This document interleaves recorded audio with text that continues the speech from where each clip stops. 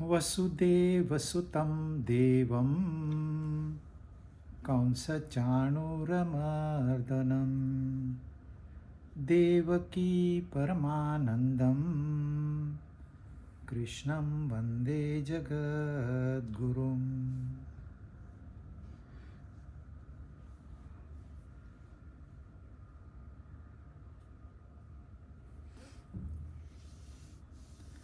भगवत गीता ये है हमारा विषय, और इस विषय को लेके हम हर हफ्ते में 1 घंटा 1 आवर पीरियड का ये पॉडकास्ट करेंगे। 200-250 घंटे लग सकते हैं भगवत गीता पूरा करने के लिए, जबकि भगवान ने अर्जुन को 2.5 घंटे में गीता सुनाई थी। पर वो युग अलग था, ये युग अलग है। हमारी भाषा अलग है, हमारी समझ अलग है, हमारी इस संसार में जो इन्वॉल्वमेंट है वो अलग है।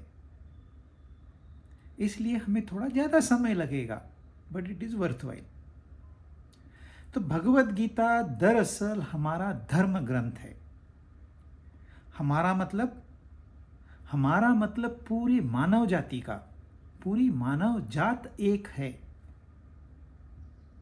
जो भी मननशील है, जो भी विचार करता है, कर सकता है, उसके लिए गीता आवश्यक है। गीता नहीं तो जीने का कोई मतलब नहीं। बगैर गीता के जिए तो क्या जिए। जीते तो प्राणी भी है, मच्छर भी आता है, कुछ दिन रहता है, चले जाता है। तो हम तो बाकी प्राणियों जैसे नहीं आए, हम मनुष्य बन के आए हैं। हमारे पास दिमाग भी है और दिल भी है, जो कि बाकी प्राणियों के पास नहीं है। हम सोच सकते हैं, हम समझ सकते हैं, हम बड़े बड़े निर्णय ले सकते हैं, हम मानव जाति की दिशा बदल सकते हैं, हम प्रकृति में बदलाव ला सकते हैं, संकटों पे विजय प्राप्त कर सकते हैं। मनुष्य में इतनी शक्ति भरी हुई है कि एटम बॉम्ब कुछ भी नहीं है उसके सामने, पर हमें पता नहीं है। यार, यदि पता करना है तो भगवत गीता यह सबसे उत्तम, सबसे महत्वपूर्ण और सबसे इंटरेस्टिंग विषय है। भगवत गीता हमें जीवन में दिशा देगा। भगवत गीता हमें हमारे ध्येय की ओर ले जाएगा। भगवत गीता हमारी सारी इच्छाएं, कामनाएं पूरी करेगा। तो भगवत गीता कोई सामान्य पुस्तक नहीं है। किसी यंगस्टर्स को उसकी मौसी ने उसके बर्थडे पे भगवत गीता गिफ्ट दी। अब करे क्या उसका? तो जब उसको पता चला मुझे भगवत गीता में इंटरेस्ट है, दूसरे दिन सुबह 7 बजे आके वो पुस्तक देके गया। सर, आपको इंटरेस्ट है ना, ये मेरी तरफ से गिफ्ट। मतलब तू नहीं पढ़ना चाहता, तू नहीं समझना चाहता। और फिर कहते हैं, पूछते हैं, संसार में इतने दुख क्यों है? यह जो गीता है ये हमको हमारे इन दुखों के ऊपर विजय प्राप्त करने की शिक्षा देती है। हमारे सारे दर्द, सारे तकलीफें दूर करती है, हमारी सोच को शुद्ध करती है, हमारे मन को शुद्ध करती है, हमारे शरीर को शुद्ध कराती है और पूरे वातावरण को शुद्ध कराती है। और हम पूछते हैं इतना पॉल्यूशन क्यों है? पॉल्यूशन कोई ऊपर से आया हुआ नहीं, आपके ऊपर थोपा गया नहीं है। ये हम आपने सबने मिलके पॉल्यूशन किया है। और जो पॉल्यूशन हमने एटमॉस्फेयर में किया है उससे कई गुना ज़्यादा हमारा मन पॉल्यूटेड है। और यदि इसको शुद्ध करना है तो गीता के सिवाय पर्याय नहीं है। गीता महाभारत का मुकुटमणि है। यदि महाभारत एक हार है तो गीता पेंडेंट है। यदि महाभारत एक मुकुट है तो उसका मुकुटमणि गीता है, और गीता है तो महाभारत है। और ये कई हजारों सालों से यह ग्रंथ, यह ज्ञान जीवित है। हर पीढ़ी में, हर कोने में एक इंसान ऐसे जरूर होता है उसको सच्चाई का पता हो।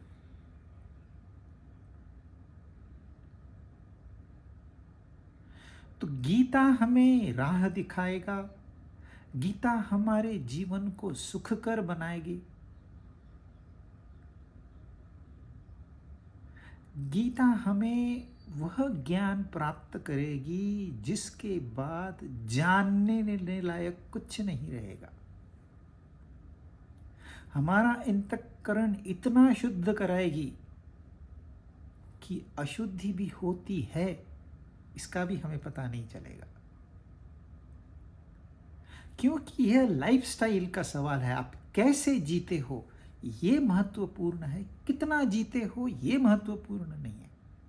हालांकि भगवद गीता उम्र बढ़ाने में मदद करेगी, पर it is a quality of life, not the quantity of life. Bhagavad Gita का थीम क्वालिटी पर है, क्वांटिटी पर नहीं है।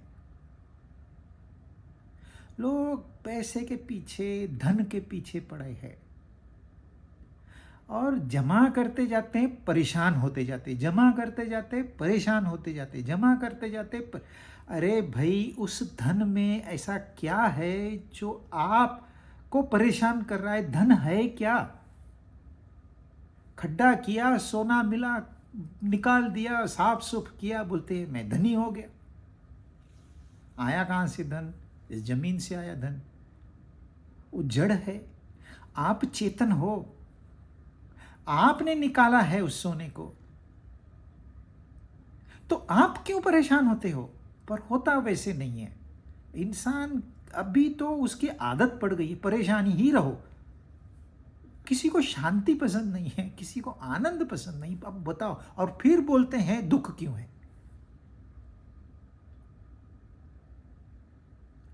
तो ये हजारों सालों से जीवित ज्ञान है। जीवित ज्ञान मतलब ये हर व्यक्ति को हर जगह पे हर वो सुख प्रदान करता है जो वो चाहता है। महाभारत में तो इसका अनन्य साधारण महत्व है ही। पर युग परिवर्तन हुआ, ऐसे नहीं है कि गीता के पहले यह ज्ञान नहीं था, पर गीता में उसको सिंप्लीफाई किया गया है, एक कहानी के माध्यम से कहा गया है। और महाभारत जो है वो एक सीरियल नहीं है, एक की कहानी के बाद दूसरी, दूसरी के बाद, ऐसे सीरियल नहीं है वो। महाभारत एक नेटवर्क है। पहली कहानी और दूसरी कहानी का संबंध हो या न हो सकता है पहली कहानी का 5वीं कहानी से संबंध है, 50वीं कहानी से संबंध है। इसलिए महाभारत का अध्ययन करना यानी कि एक एक चीज ध्यान से उसको ग्रास्प करना और अपने चित्त में उसको लिख के रखना। अब आप जब महाभारत की बात में, जब स्वर्ग में ये सब लोग मिलते हैं और चर्चा करते हैं, ये कैसे हुआ, ये क्यों हुआ, ये गलती क्यों हो गई, तो हमें ये पता होना चाहिए हुआ क्या था। कहानी बड़ी वैसे सादी है, परंतु उन्होंने सीधी साधे तरीके से नहीं बताया है। उसमें मकसद है कि मनुष्य को सोचना है। आप चाहे महाभारत पढ़ो या मत पढ़ो, गीता समझो या न, यदि आपका दिमाग काम करने लगता है, वो संसारी नियमों को समझने लगता है, फिर आध्यात्मिक नियमों को समझने लगता है, अपने आप में परिवर्तन लाता है और क्वालिटी ऑफ लाइफ जीता है, तो फिर वो भगवत गीता ही जी रहा है, उसने पढ़ी हो या नहीं पढ़ी हो। और ये सबसे ज्यादा भाषाओं में ट्रांसलेट किया हुआ ग्रंथ है और दुनिया के हर देश में इसका ज्ञान मौजूद है, डायरेक्टली और इनडायरेक्टली। और इसका फारसी में अनुवाद किया था दारा शिको ने, जो कि औरंगजेब का भाई था, और फारसी के बाद ही आसानी से अंग्रेजी में ट्रांसलेट हो गया। और आज भी अमेरिका में, यूरोप में ऐसे कई लोग हैं जिन्होंने अपना करियर, अपना धन दौलत त्याग के गीता को अपनाया है। तो गीता का स्थान मनुष्य जीवन में अनन्य साधारण है।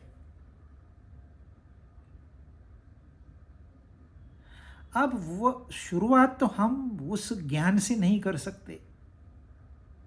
अज्ञानी पुरुष को समझाने का तरीका एक होता है, सीधे उसको ज्ञान देंगे तो एक कान से निकलेगा, दूसरे कान से चला जाएगा और उसको फ्रस्ट्रेशन होगा, गीता क्यों नहीं पढ़ते लोग? क्योंकि उसको समझाने वाला कोई बीच में होना चाहिए, कोई गुरु, कोई दोस्त, या पिता पुत्र को यह ज्ञान दे, तो ये बात समझ में आएगी। तो शुरुआत हमेशा होती है मान्यता से। आपकी विचारधारा कैसी है, आपकी मान्यताएं क्या है। एक बहुत सुंदर मैसेज एक फ्रेंच साइंटिस्ट ने दिया है, उनका नाम था पास्कल। जो भी इंजीनियरिंग फील्ड में है उन्हें पास्कल्स लॉ पता है और सारी हाइड्रोलिक सिस्टम पास्कल लॉ से चलती है। वो एक मैथमेटिशियन थे, 12 साल की उम्र भी नहीं हुई थी, वो कोयले से चित्र बनाते थे, आकृतियां बनाते थे, प्रमेय सॉल्व करते थे ऑन हिज ओन। कोई एजुकेशन नहीं था। 16-17 साल में उन्होंने मैकेनिकल कंप्यूटर बनाया। युग था 17वीं शताब्दी, कुछ 1650 के आसपास कंप्यूटर बनाया उस समय।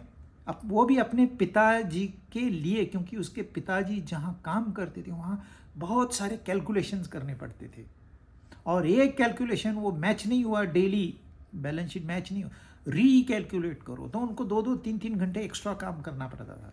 तो उन्होंने एक कैलकुलेटर बनाया only for his father. He was mathematician, he was a scientist, और सारे निर्णय लॉजिक, तर्क पे आधारित लेते थे वो। पर एक दिन क्या हुआ पता नहीं। उनकी बहन नन थी, पर अचानक उन्हें साक्षात्कार हुआ और उन्होंने ये लिख के रखा है कि मुझे साक्षात ईश्वर के दर्शन हुए। ये उन्होंने कहा है। उन्होंने कोई गीता पढ़ी नहीं पढ़ी हमें नहीं पता, कोई दूसरा बाइबल पढ़ा, चर्च में गए, हमें नहीं पता, पर उन्होंने लिख के रखा है ईश्वर सत्य है। परंतु वो किसी के ऊपर ये विचार इम्पोज नहीं करना चाहते, तो उन्होंने एक ऐसा विचार दिया मानवता के लिए जो मनुष्य को सही दिशा दे सकता है, सही निर्णय लेने के लिए मदद कर सकता है। उनकी थ्योरी बड़ी सिंपल है। वो कहते हैं इक्का दुक्का जो जानकार है, ज्ञानी है, बुद्ध है, उनको छोड़ दीजिए। बाकी लोगों में 2 प्रकार के विचार हैं। एक विचार है ईश्वर है, दूसरा विचार है ईश्वर नहीं है। कोई लोग मानते हैं ईश्वर है, कोई लोग मानते हैं ईश्वर नहीं है। ये दोनों ही मान्यताएं हैं। इन दोनों ने कोई तर्क नहीं लगाया, कोई अभ्यास नहीं किया, कोई शास्त्र नहीं पढ़े, पर उसको उनको लगता है ईश्वर है, इनको लगता है ईश्वर नहीं है। ये कहते हैं पास्कल, चलो ठीक है, आप ये मान लो ईश्वर है, या फिर आपकी जिद है ईश्वर नहीं है, कोई बात नहीं। अब वो हाइपोथेसिस देते हैं कि जो ये मानता है ईश्वर है उसका जीवन कैसे होगा, और जो ये मानता है ईश्वर नहीं है उसका जीवन कैसे होगा। जो कहता है कि ईश्वर नहीं है वो स्वैर भाव वाला है, जैसे मन में आया किया। झूठ बोलना है, झूठ बोल दिया, क्योंकि कोई है ही नहीं मॉनिटर करने वाला। यहां कोई लॉ ऑफ कर्म चलता ही नहीं है, ईश्वर ही नहीं है, तो ईश्वर के कायदे कानून भी नहीं है। तो जैसे जीना है जियो, जो खाना है खाइए, जो पीना है पीजिए। आज शादी की, कल तलाक दे दिया, कोई पूछने वाला ही नहीं है। बच्चे पैदा किए, छोड़ दिए, कोई पूछने वाला ही नहीं है। तो ये एक तरीका उनका जीने का है, जो कहते हैं ईश्वर नहीं है। दूसरा है ईश्वर है, मान्यताएं हैं, जानते नहीं है, सिर्फ मान्यता है।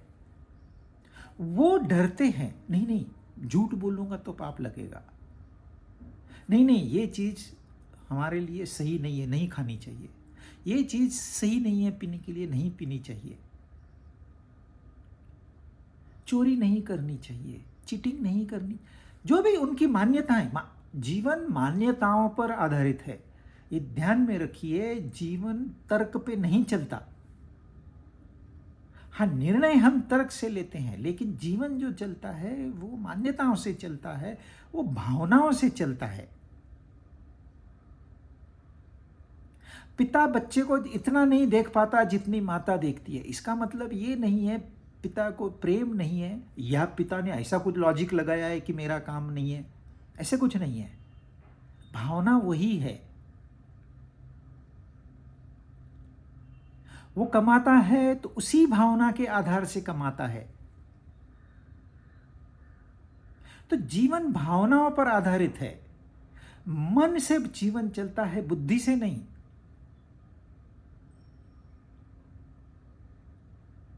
तो ये जो मानते हैं भगवान है, उनका एक टिपिकल जीवन है, इनका एक टिपिकल जीवन है।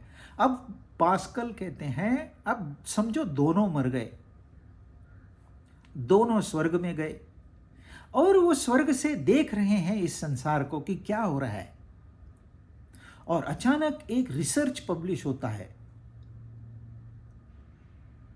कि हमने सारा स्टडी किया है, हिमालय गए, आश्रमों में गए, सारे गुरुओं के इंटरव्यूज लिए, और इस नतीजे पे पहुंचे हैं कि ईश्वर नहीं है। तो वो जो मानता था ईश्वर नहीं है, वो क्या कहेगा? देखो, मैं तो कहता था ईश्वर नहीं है, पर उसको उसमें कोई एक्साइटमेंट नहीं है। ऐसे वो नहीं कहा था मैं जीत गया, मेरा ही सही निकला, वो भी नहीं कहेगा वो, क्योंकि वो तो ऐसे जनरली वो मानता था ईश्वर नहीं है। वही रिसर्च में पब्लिश हुआ, ईश्वर नहीं है। कुछ सदियां बीत गई, फिर रिसर्च पब्लिश हुआ, ईश्वर है। अब रिसर्च जब पब्लिश हुआ ईश्वर है, तो जिसने ये माना था ईश्वर नहीं है, अरे आई मिस्ड, मेरी गलती हो गई, मैंने व्यर्थ में जीवन गंवा दिया। अब उसको रिग्रेट है, रिमोर्स है, पछतावा है। वो देख रहे हैं यहां पब्लिश हो गया है रिसर्च कि ईश्वर है। अब इन दोनों घटनाओं का जो मान्यता वाला है उसके ऊपर क्या असर हुआ? जब उसने सुना ईश्वर नहीं है, तो वो कहता है भाई भले नहीं है, मैंने तो सही जीवन जिया कि नहीं? हाँ, गलतियां हो गई होगी, गलतियां होती है, पर मैंने जो किया उसमें कोई गलत नहीं। भले ईश्वर नहीं है, मैंने ये माना, अब मुझे कोई उसमें रिग्रेट नहीं है। भले मैं हार गया मेरी सोच से, पर मुझे कोई पछतावा नहीं है। और जब ये पब्लिश हो गया, ईश्वर है, तो वो क्या कहेगा, थैंक गॉड, मुझे तो ये ज्ञान नहीं था, फिर भी मैंने अपना जीवन तो ऐसे ही बिताया, अच्छा ही बिताया, सुंदर ही बिताया। Thank you God, thank you, तूने मेरी सोच ठीक रखी। अब देखो, दो सिचुएशन है, दो इंडिविजुअल है। एक इंडिविजुअल दोनों सिचुएशन में हारा हुआ है और दूसरा इंडिविजुअल दोनों सिचुएशन में जीता हुआ है। सिर्फ मान्यता का फर्क है दोनों मान्यताएं। इसलिए पास्कल कहते हैं, अब सबको ये तर्क पे आधारित नहीं है, इसमें तर्क नहीं है। जो इंटेलेक्चुअल है वो इसको रिजेक्ट करने के, ऐसे कैसे मानेंगे हम, हमको प्रूफ दिखाओ। वो बात यहां नहीं है, यहां बात है सिर्फ शुरुआत करने की। हम यह मान के चलते हैं ईश्वर नहीं है, तो मैं आपको गारंटी के साथ कह सकता हूं, भगवत गीता में आपको इंटरेस्ट आएगा ही नहीं। हाँ, जिन्होंने रिसर्च किया है भगवान नहीं है, उनको भगवत गीता में इंटरेस्ट आएगा, क्योंकि वो बुद्धिवादी है। पर मान्यता जो इसकी है, ईश्वर नहीं है, वो छोड़ देगा इन बातों को। पर जिसकी मान्यता है वो भी इतनी आसानी से गीता के पास नहीं आएगा। परंतु चांसेस है एक दिन वो सच्चाई जान लेगा, और उसके लिए आधार है अपने पास, जो आसान आधार है वो है भगवत गीता। गीता अनेक है, जैसे उद्धव गीता है, अष्टावक्र गीता है, यह भगवत गीता है, भगवान का गीत। आसान सा उसका मतलब है। और भगवान भी कोई आसमान में बैठा हुआ नहीं, जो सर्वगुण संपन्न है वो भगवान है। तो उस सर्वगुण संपन्न उसका जो गीत है वो भगवत गीता है। तो मान्यता सिर्फ बदलने से जीवन में बड़ा परिवर्तन आ जाता है, तो जानने से कितना परिवर्तन आएगा आप सोचिए।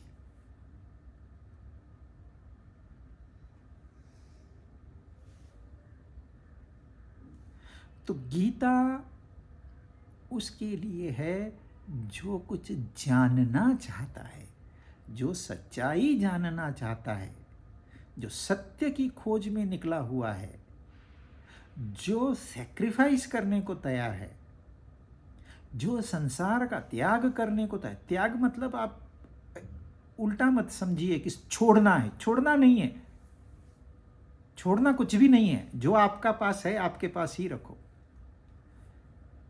दृष्टि, जो हमारी विजन है उसको ब्रॉड करना है। ठीक है यार, मेरे पास गाड़ियां हैं, बंगले हैं, ठीक है, सच्चा आनंद तो नहीं है, सच्चा प्रेम तो नहीं है, सच्ची शांति तो नहीं है। Let me try.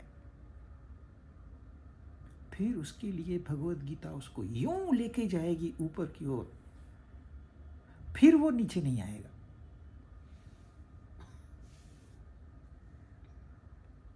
लोग पूछते हैं, इतने सारे भगवान, इतनी सारी देवताएं, इतने सारे रिचुअल्स, इतने सारे धर्म, क्या इतने सारे धर्मों की जरूरत थी? जो हम आम तौर पे धर्म को जानते हैं वह बाहरी दुनिया से संबंधित है, मानव निर्मित है। फिर वो हिंदू हो, इस्लाम हो, ज्यूज हो, बुद्ध हो, जैन हो। परंतु एक धर्म है जिसको हम सनातन धर्म कहते हैं, वो वेदों उपनिषदों पे आधारित है, जिनको अपौरुषेय कहते हैं।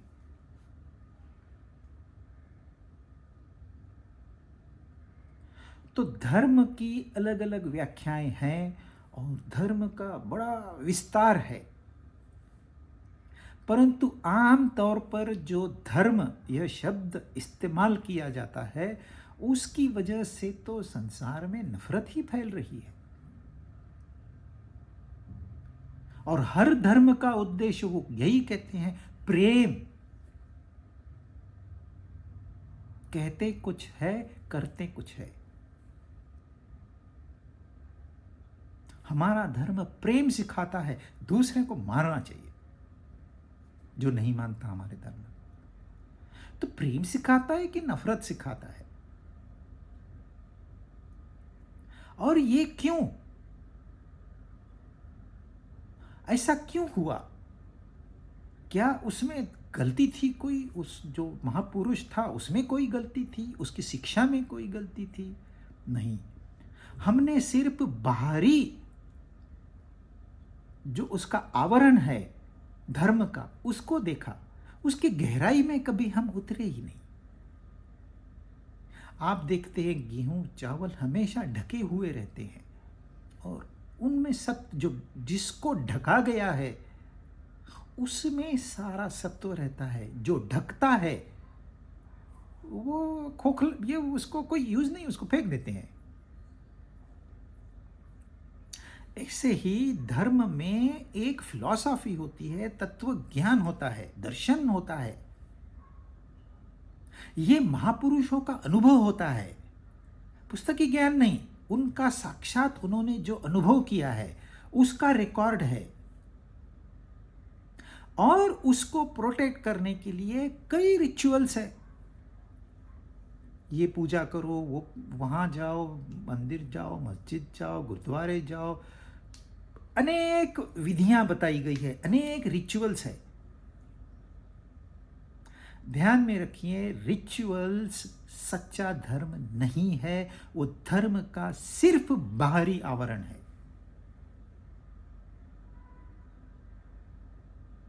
केवल बाहरी आवरण को देखते हैं तो सारा कंफ्यूजन तैयार होता है। ये कैसी साइंस है भाई? 5 बार पूजा करो, क्यों 10 बार क्यों नहीं? कोई सवाल नहीं पूछता है। नहीं,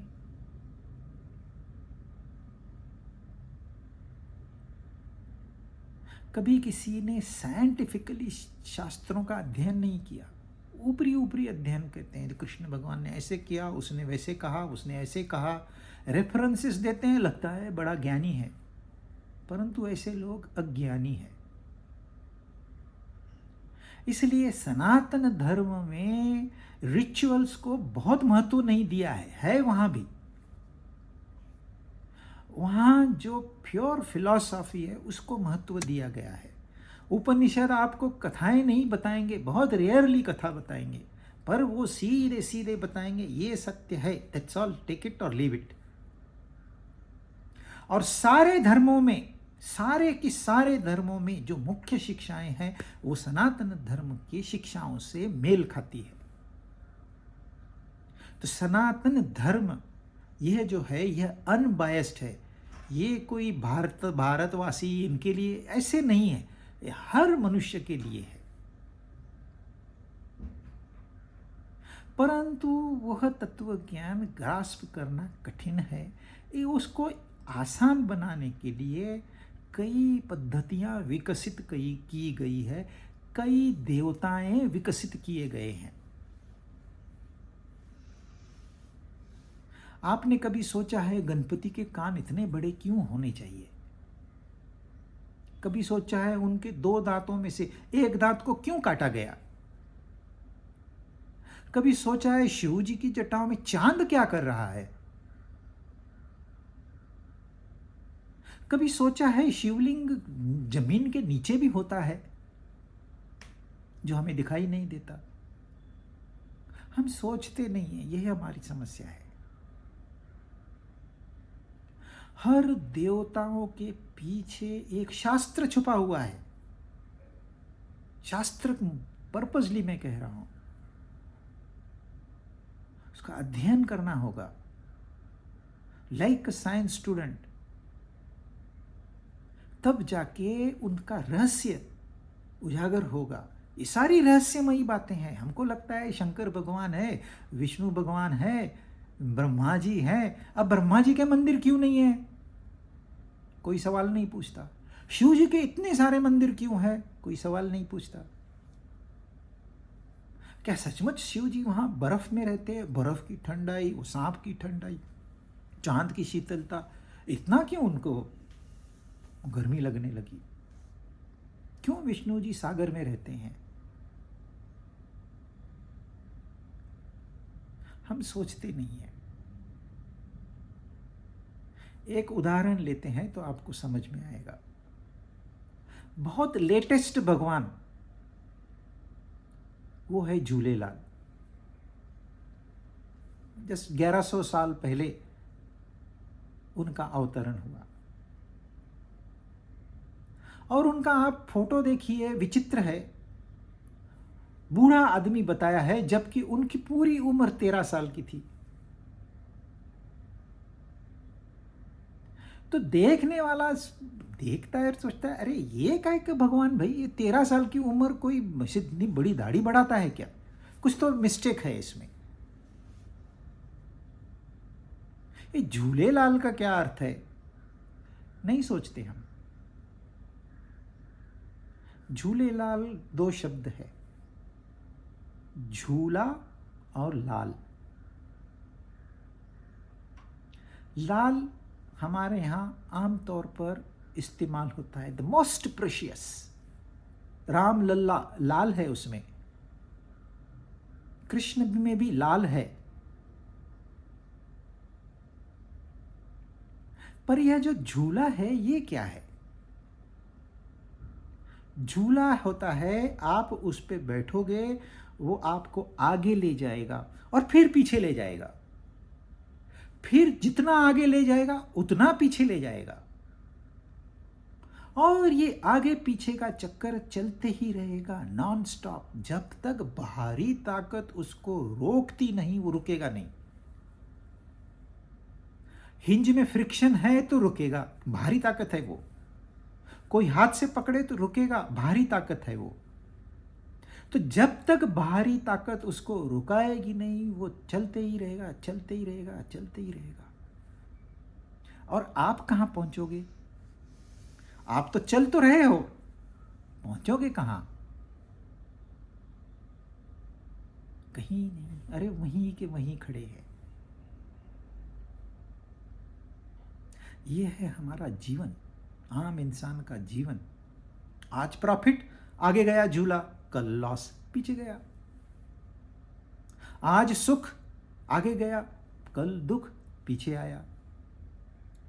आज मेरा बड़ा मान सम्मान हुआ, आदर हुआ, तालियां बजाई लोगों ने, कल न्यूज़पेपर में मेरे अगेंस्ट लिखा गया।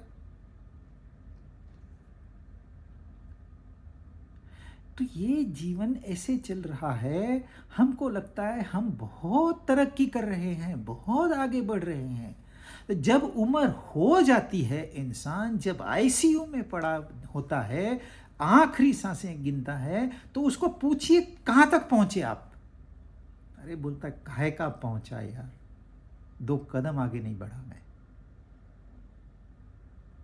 वहीं खड़े हैं, कोई प्रोग्रेस नहीं है, कोई सक्सेस नहीं है। आपकी व्याख्याएं गलत है प्रोग्रेस की और सक्सेस की।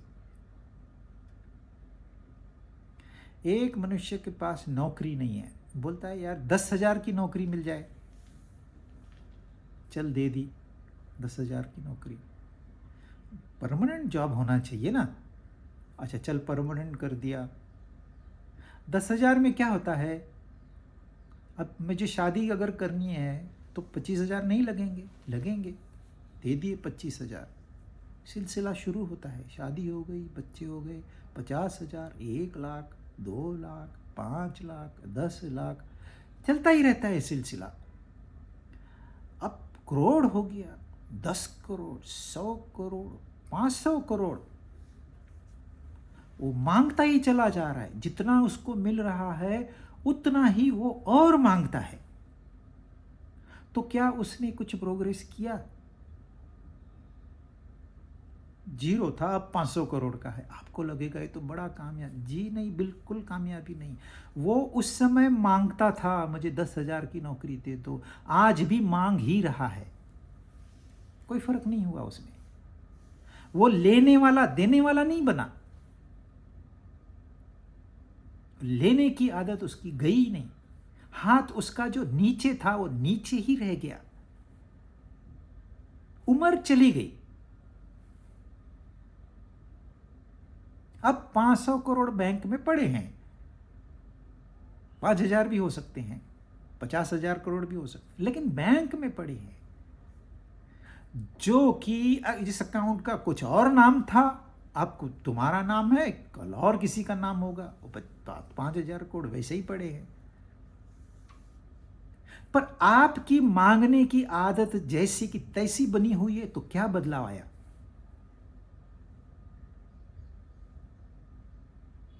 मांगा, मिला, आगे गए, फिर पीछे आए। पीछे आने का मतलब है मांगा, आगे जाने का मतलब है मिला। कोई तो देने वाला तो दूसरा ही है, तूने तो कभी किसी को कुछ दिया नहीं। तो लेने वाला अगर लेते ही रहेगा तो जीवन में वो जहां था वहीं खड़ा आप उसको पाओगे। ये है झूला। हम झूले जैसे हैं, स्विंग, झूलते रहते हैं। यही एनालॉजी अर्थुर शोपेनहावर, जो कि जर्मन फिलोसोफर है, जिन्होंने वेदों का अध्ययन भी किया है, वो पेंडुलम का उदाहरण देते हैं, आगे पीछे आगे पीछे आगे पीछे। तो जीवन पेंडुलम जैसा हो गया है, झूले जैसा हो गया है।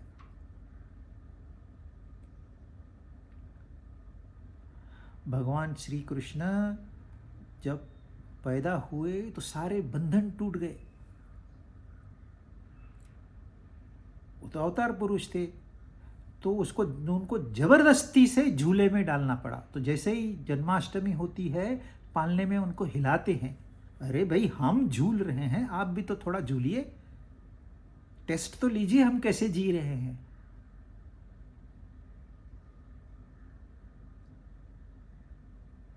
तो यह जो झूला है, ये हमारे जीवन का सिंबल है। हम गलत तरीके से जीते हैं, इसकी याद ये झूला दिलाएगा। और उसमें जो लाल है, उस लाल को लेकर हम गीता की शुरुआत करेंगे, और गीता के अंत में शायद हम जान जाएं कि लाल है कौन, कौन सी वो शक्ति है, कौन सी वो ताकत है। को आज तक कोई लाल की व्याख्या नहीं कर पाया, क्योंकि उनकी व्याख्या हो ही नहीं सकती। कवि है, कवियों ने उनके बारे में गाया है। कोई कहता है लाली मेरे लाल की, जित देखूं तित लाल, लाली देखन मैं गई, हो गई मैं भी लाल। तो यह लाल जो कि हमारे मन बुद्धि इंद्रियों के दायरे से बाहर है, और ये झूले जैसा जीवन जो कि हमारे मन बुद्धि इंद्रियों का विषय है, इनमें एक संबंध है, पर अज्ञानवश हम उसको भुला बैठे हैं और इसको चिपक के बैठे हैं। संसार चाहिए, परमात्मा नहीं चाहिए। इसको कहते हैं अज्ञान।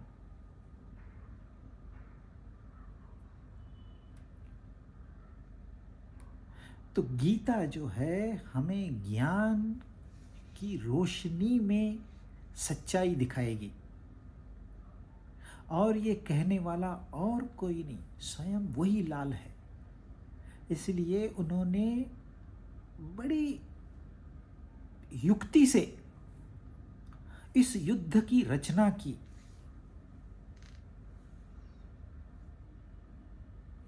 ताकि युद्ध भूमि में इसका ज्ञान आपको हमको लगता है ज्ञान मतलब स्कूल में जाना है, यूनिवर्सिटी में जाना है, गुरुकुल में जाना है।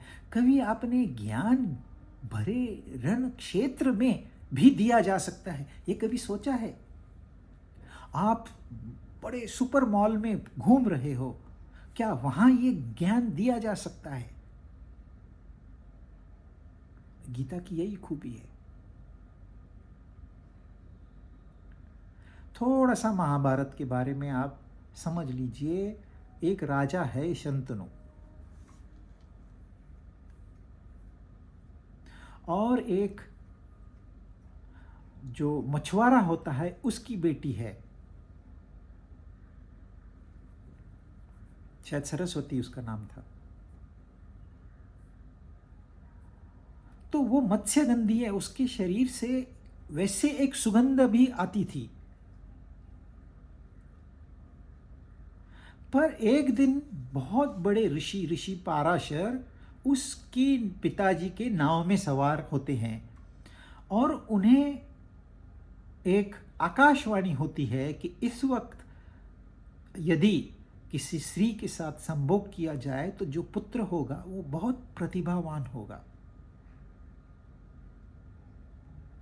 तो ऋषि पाराशर उस मछुआरे से बात करते हैं, ऐसे ऐसे है। तो मछुआरा, बात उस समय तो ज्ञान बहुत ही कॉमन था, तो मछुआरा एग्री हो जाता है, और ऋषि पाराशर और उसकी बेटी से एक पुत्र निर्माण होता है, जो है भगवान व्यास, कृष्ण द्वापायन व्यास। यह मां है और व्यास जी उनके पुत्र है। ये एक साइड में है। दूसरी साइड में जो राजा शंतनु है वो गंगा से प्रेम करने लगते हैं, और परंतु गंगा की शर्तें बहुत कठिन शर्तें हैं, वो तो बड़ी स्टोरी है। पर उनके मिलने से एक पुत्र पैदा होते हैं, जो कि हैं, उनका नाम देवव्रत था, हम लोग भीष्म के नाम से जानते हैं। परम पराक्रमी, परम ज्ञानी, परम भक्त भीष्म, जिन्होंने प्रतिज्ञा की जो कोई नहीं कर सकता। तो शंतनु है, उनके पुत्र महान है। ये है सरस्वती, इनके पुत्र महान है। तो दोनों महान हुए कि नहीं? ये माता भी महान है, ये यहां पिता भी महान है। और अब उनकी शादी होती है। पत्नी का एक पुत्र है, पति का एक पुत्र है, और उनकी शादी से 2 पुत्र पैदा होते हैं। और ये दोनों पुत्र किसी काम के नहीं। वो ना अपना शादी कर पाए, जो अपना कोई स्वयंवर में कुछ तो दिखाना होती है, प्रतिभा दिखानी होती है, वो नहीं दिखा पाए। तो उनको तो किसी कन्या ने नहीं वरा। तो भीष्म अपने भाइयों के लिए तो एक स्वयंवर में गए। जब उनको नकारा गया तो वो जबरदस्ती 3 लड़कियों को उठा के लाए, जिसमें से एक निकल गई, 2 रही, अंबा और अंबालिका।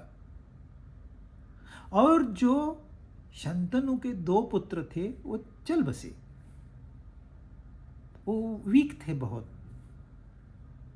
ये देखो कहानी ऐसी है, ऐसी क्यों है? सीधे बताते थे ना भाई, इनके पौत्र है धृतराष्ट्र और पांडु, ऐसे नहीं बताया उन्होंने घुमा फिरा के बताया है। इसके पीछे राज है। तो व्यास जी को उनकी मां कहती है कि वंश वृद्धि के लिए तू अभी पुत्रों को पैदा कर, बहुओं के साथ जा और पुत्रों को जन्म दे। तो व्यास जी जाते हैं। व्यास जी थोड़े काले थे, इसके लिए उनका नाम कृष्ण था। तो उनको कोई स्त्री पसंद नहीं करती थी। तो ये अंबा अंबालिका जो कि रानियां हैं, वो इनको कैसे पसंद करेगी?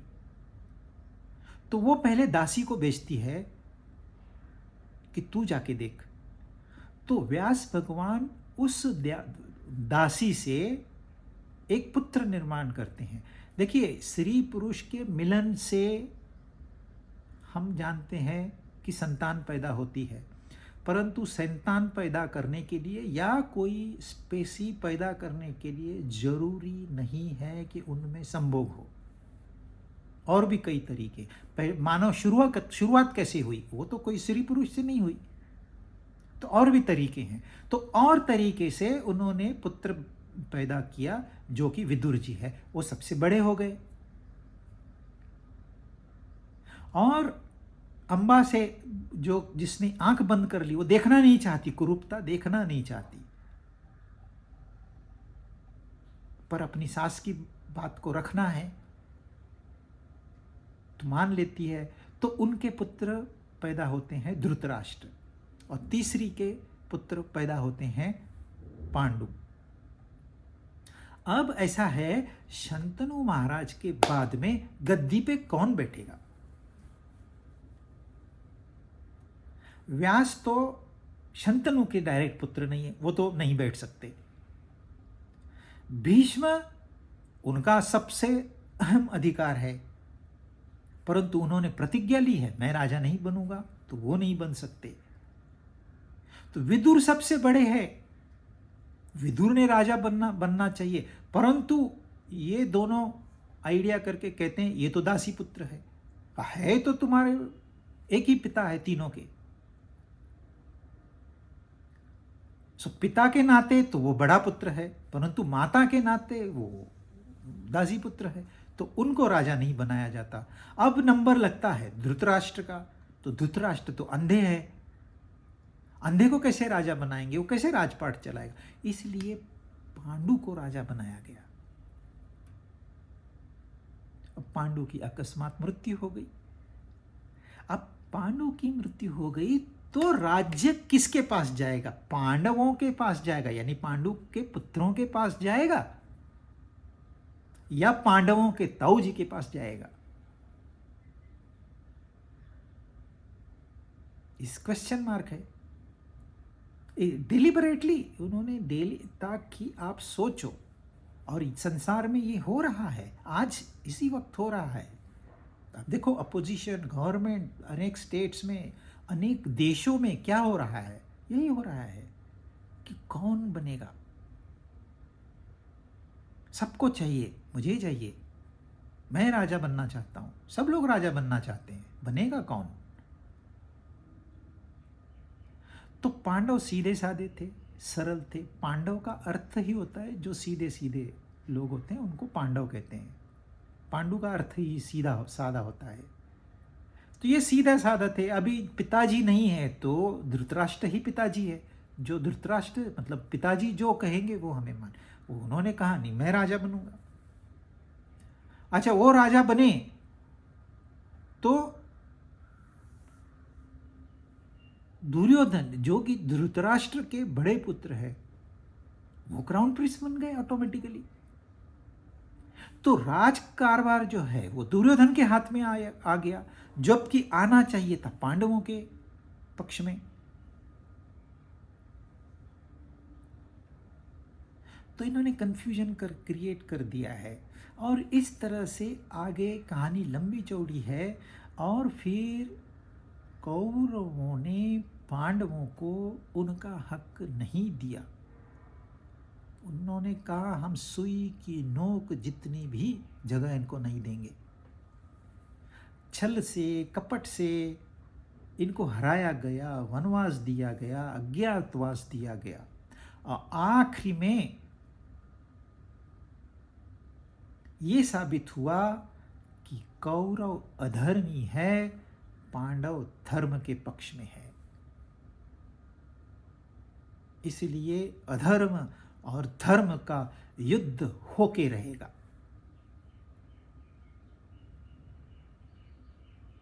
घुमा फिरा के उन्होंने सीन ऐसा पैदा किया है कि एक पक्ष में है अधर्म, एक पक्ष में है धर्म।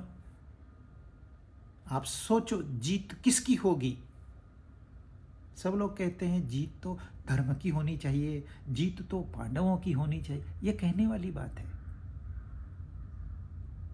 आजकल जीत तो अधर्म की होती है। क्यों? क्योंकि हम अधर्म को बढ़ावा देते हैं, इसलिए अधर्म की जीत होती है। हम धर्म को बढ़ावा देंगे तो धर्म की जीत होगी। पर वहां हुआ यूं, भगवान श्री कृष्ण सामने आ गए धर्म के पक्ष में, क्योंकि भगवान का एक ही कर्तव्य है, धर्म की रक्षा करना और अधर्म का नाश करना। अधर्म का नाश करने के लिए यदि अधर्मी की को भी नाश करना पड़ता है तो वो मान्य है, वो धर्म के पक्ष में है, वही धर्म है।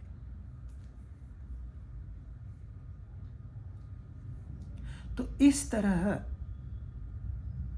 एक सीन है, इधर अधर्म है, इधर धर्म है, और धर्म का रिप्रेजेंटेटिव अर्जुन है। अर्जुन सेनापति नहीं था, सेनापति धृष्टद्युम्न था, परंतु अर्जुन मुख्य योद्धा था, क्योंकि अर्जुन के पास जो शस्त्र थे, जो कला थी, उसके आधार पर ही पांडव ये युद्ध जीत सकते थे। नहीं तो कौरवों के पक्ष में पांडवों से ज्यादा ताकत थी। एक तो उनके पास 11 अक्षौणी सेना थी, जबकि इनके पास 7 ही थी। उनके पास भीष्म थे, उनको हराना तो नामुमकिन था पांडवों के लिए।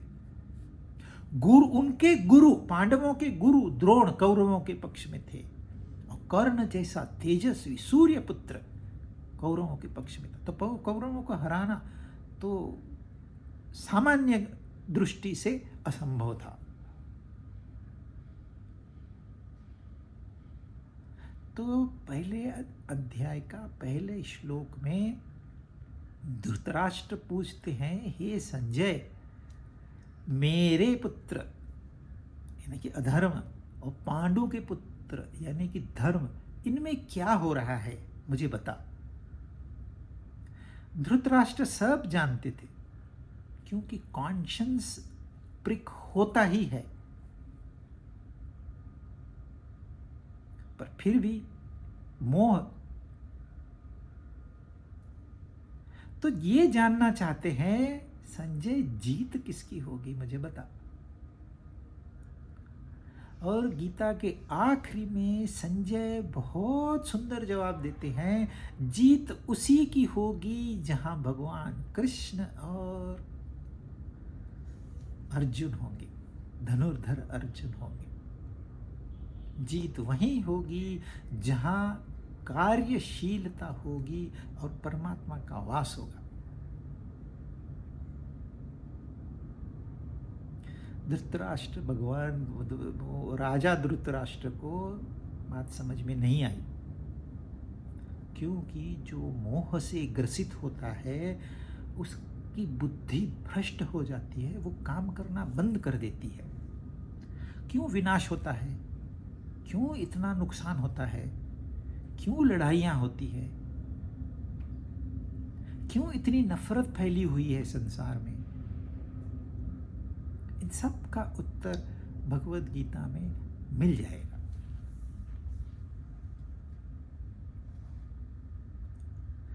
मनुष्य पैदा होता है ना, आपको लगता है कि हाँ, एक स्त्री एक पुरुष आ गए, मिलन हो गया और संतान पैदा हो गई। इतना आसान नहीं है। हम लोग एक शक्ति के द्वारा संचालित है। मनुष्य इस जीवन में आता है, इस धरती पे पैदा होता है, उसके लिए एक शक्ति कार्यरत है जिसका नाम है इच्छा शक्ति।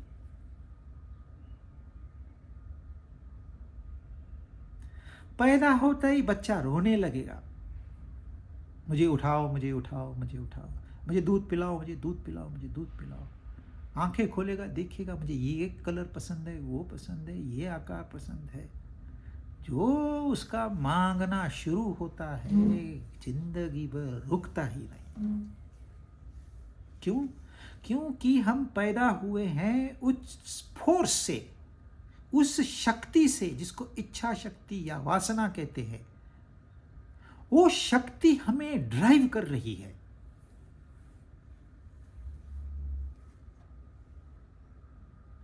और ये इच्छा शक्ति कभी भी खत्म नहीं होती। सिर्फ एक इच्छा छोड़कर, वो बताता हूं कौन सी बाद में। और ये इच्छा शक्ति जो है ना, इसका एक गुण बहुत भयानक है, और वो है ये आपको हमेशा अपूर्ण रखेगी। आप हमेशा अपने आप को महसूस ऐसे ही करोगे कि ये मेरे पास नहीं है। कोई एक चीज, एक वस्तु, एक व्यक्ति, कुछ न कुछ कमी आपको हमेशा महसूस होगी, और वो कमी आपको चैन से बैठने नहीं देगी। ये बाय डिफॉल्ट है। ये कोई भगवान का श्राप नहीं है। यही एक करामत है। यह जो फोर्स है, यह जो शक्ति है, यह जो ताकत है, ये आपको संसार में धक्के देगी, एक के पीछे एक। आपने एक इच्छा पूरी कर ली तो दूसरी खड़ी। ऐसे नहीं है कि एकदम से 100 इच्छाएं आ गई, 100 इच्छाएं पूरी हो गई, समाप्त। बिल्कुल ऐसे होगा ही नहीं। आपकी एक इच्छा होगी, ज्यादा से ज्यादा 2 इच्छाएं होंगी, वो आपको परेशान करके रखेगी। अच्छा, पूरी हो गई, आपको लगता है वाह व्हाट अ रिलीफ। तुरंत तीसरी इच्छा, चौथी इच्छा, 10वीं, 50वीं, 1000वीं, लाखवीं। इच्छाएं समाप्त होती ही नहीं है। इंसान समाप्त हो जाता है, वो शक्ति ज्यों की त्यों बनी हुई है।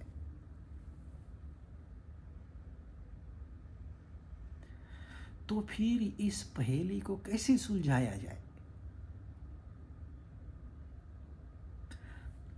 फोर्स बाहर से आया, हमें धक्के मार रहा है, हम परेशान लगे पड़े हैं। सॉल्यूशन क्या है? इसको रोकना चाहिए। इसको रोकने के लिए तो हम आए हैं। मनुष्य का जन्म का जो पर्पस है, मुख्य उद्देश्य है, वो यही तो है।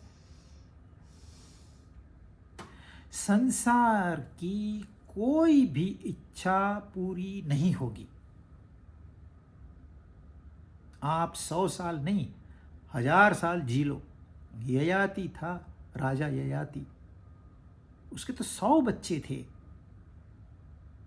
100 रानियां थी उसकी। किंगडम तो पूछो ही नहीं, रोज बढ़ते ही जा रहा है। पर आखिरी में वो मौत को कहता है, भाई मुझे ले चल। मुझे पता है मैंने 1000 साल जिया, मैं तेरे से मैंने उम्र मांग ली, लेकिन मेरी इच्छाएं समाप्त ही नहीं हुई। तो ये इच्छाएं समाप्त नहीं होगी, आपको परेशान करके रखेगी। आप में हमेशा ये न्यूनगंड बना रहेगा, ये मेरे पास नहीं है। एक जेट खरीद लीजिए आप, उससे बढ़िया जेट दूसरे के पास आ गया, आप परेशान। एक कार खरीद लिए, पड़ोसी ने बड़ी कार खरीद ली, आप परेशान। वस्तुतः परेशान होने जैसी कोई बात नहीं है, परंतु मनुष्य होता क्यों? क्योंकि वो जो इच्छा शक्ति है आपको चैन से बैठने नहीं देती। तो संसार की इच्छाएं कभी भी खत्म नहीं होती, पूरी नहीं होती, पर एक इच्छा है जो पूरी होती है, और वो है परमात्मा को पाने की इच्छा।